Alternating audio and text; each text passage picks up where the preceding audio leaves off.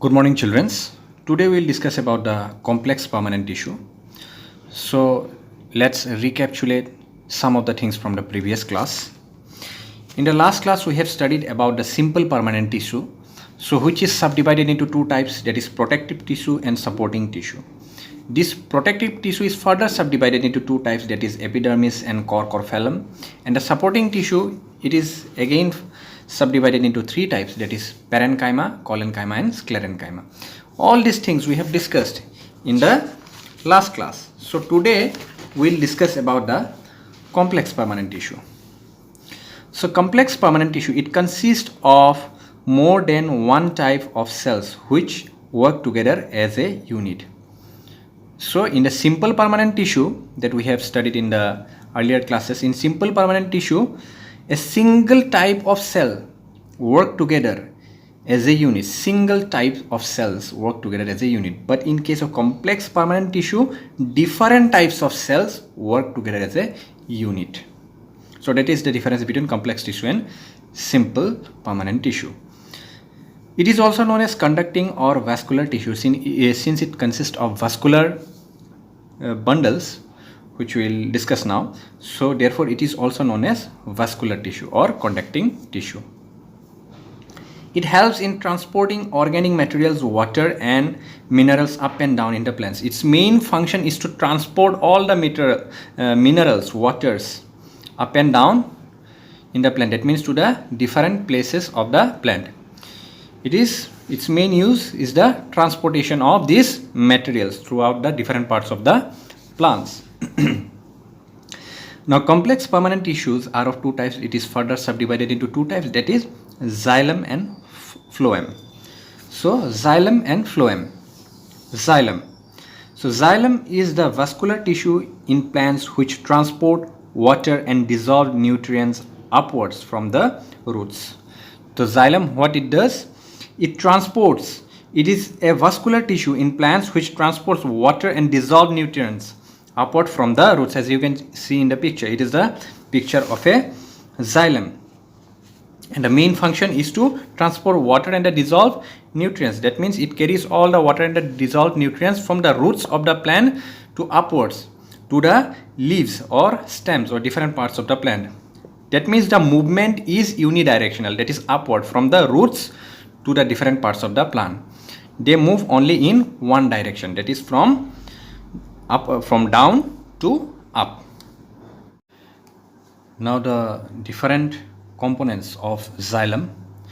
So the different components of xylem are as follows. These are tracheids, vessels, xylem parenchyma and xylem fibers. So tracheids, vessels, xylem parenchyma and xylem fibers. So tracheids and these vessels are of tubular structures. So these are like tubes which allow them to transport water and minerals vertically.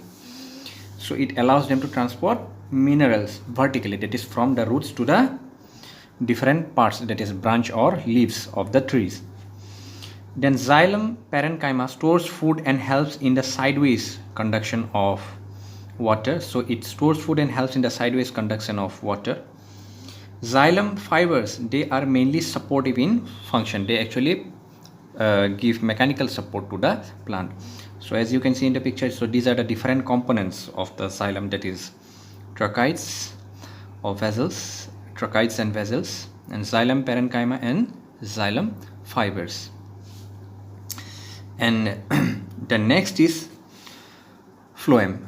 So phloem is the vascular tissue in plants which conducts sugar and other metabolic products upward, which takes actually the sugar and the metabolic products upward and downwards from the leaves. So here the transport of this sugar and the metabolic products, which is actually produced in the leaves, in both the direction. That means it is bidirectional. The xylem, it is unidirectional. It moves only upwards, that is from the roots to the leaves, and this phloem, it takes all these metabolic products in both direction, that is from the leaves to the roots and again the roots to the leaves. So as you can see in the picture, that the xylem in the plant, it is unidirectional. It is only carrying all these products from the roots to the leaves, and phloem, it is bidirectional. So it is moving in both the direction. That means it is taking all the metabolic products up and down the plant. Now phloem consists of sieve tubes, companion cells, phloem fibers and phloem parenchyma. So these are the different parts of a phloem, as you can see in the picture. So the functions of these parts are sieve tubes. So they transport organic compounds. So they transport organic compounds like sugar made during photosynthesis. So they transport the organic compounds like sugar which is made during the process of photosynthesis in the leaves.